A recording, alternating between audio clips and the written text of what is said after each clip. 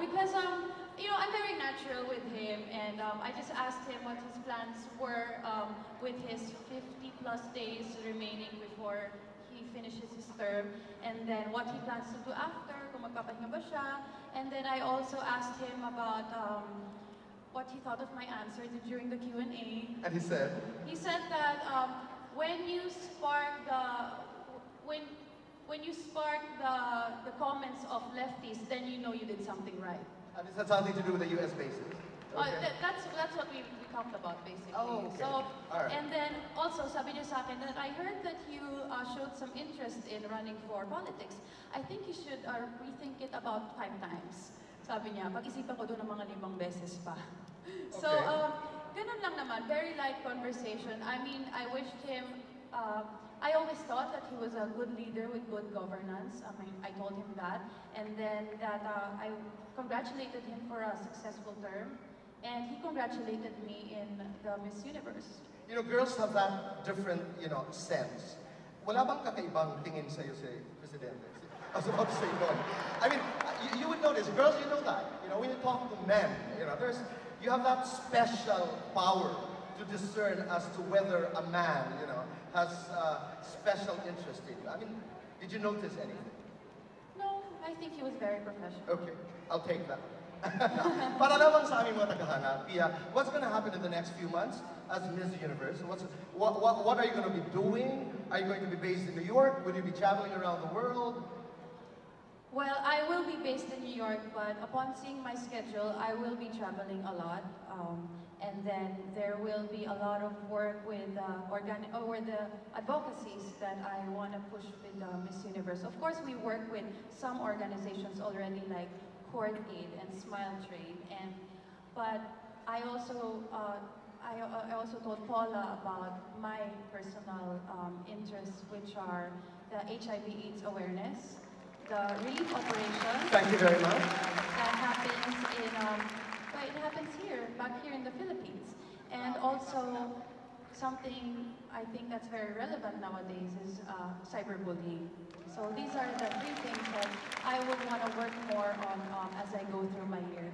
So it will be a very busy year of traveling, meeting new people from all parts of the world, and of course, doing my job as Miss Universe and as a Filipina. You know, this is just an ad-lib, ladies and gentlemen. Backstage, somebody came to me and said, palusot naman ang tanong mo. And I just want to ask you this. I mean, tayo lang naman at tayo nag-uusap-usap lamang. Sabi, can you ask Pia and find out what she thinks that today, reyna ka ng mga bakla?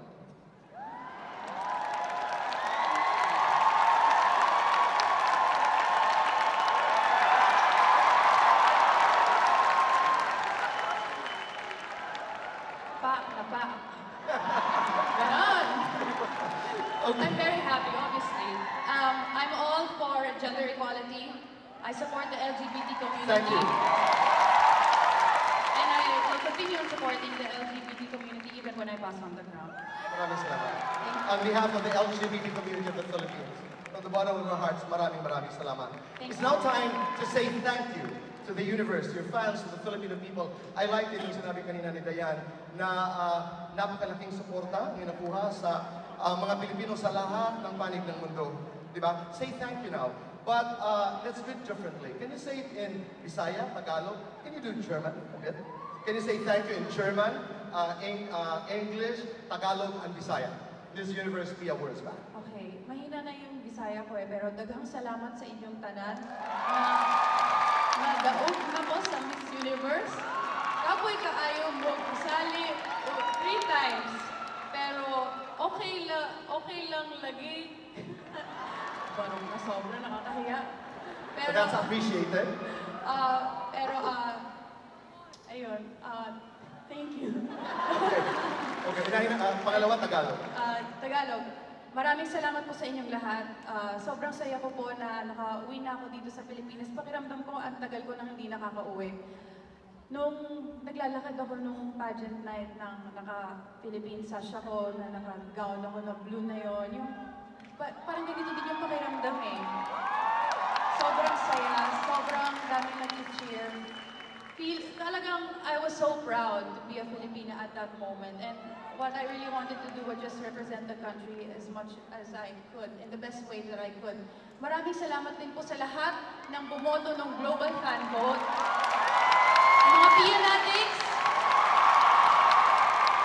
maraming salamat po sa inyong lahat, lalo na sa napaka-importante po talaga ng Global Fan Vote na yun. At hindi po dahil sa inyo, hindi ako nag-number 1 sa swimsuit, evening gown, and question and answer. Thank you. In English now. Thank you very much, everybody, for your continuous support.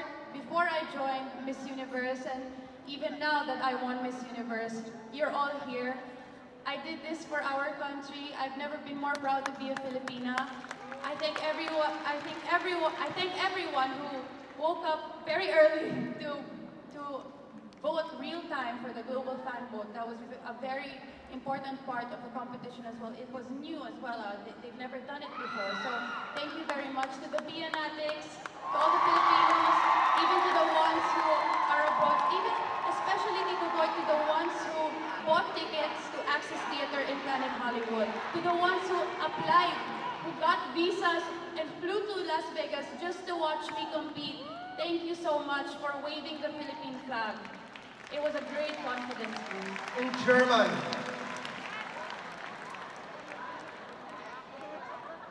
Dankeschön. Ang ganda lang. Tito Boy, mahina talaga. That's good enough, okay? Okay. Before we end this interview, I'd like to say, Ito Kish, thank you for the chairs. We were sitting on creations of one of the most talented furniture designers in the country, Ito Kish. As a last question, before the last question, people are expecting me to do fast talk. We are not going to do that tonight. We've done that. But just one. Okay. Is that Sam Milby or Piolo Pascual? Sam Milby. Ano ba yun, Tito Boy? I know. Okay. Para mas maintindihan ko din nila kung bakit matawa si Piolo at si Sam. Now, they more or less know the story. Yeah. Just a bit. That's for another interview. Last question. Or you want to talk about it? No, that's not. This is not the time for it. Okay. Ilalabas ko Pia ang aking imaginary mirror. I'm bringing out my imaginary mirror in front of you. You see yourself, Pia Wurzbach. Pia Alonso Wurzbach. Miss Universe 2015. What do you want to tell her?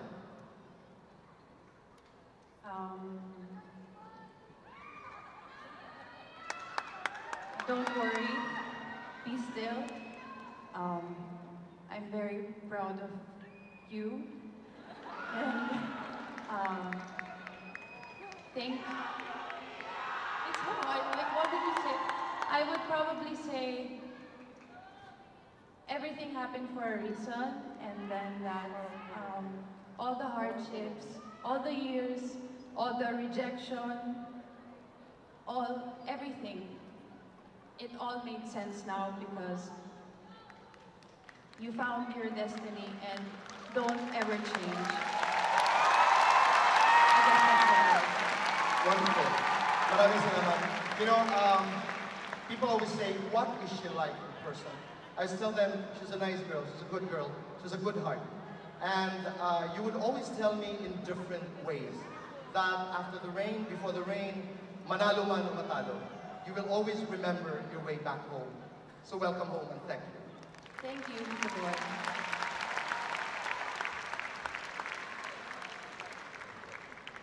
Maraming salamat.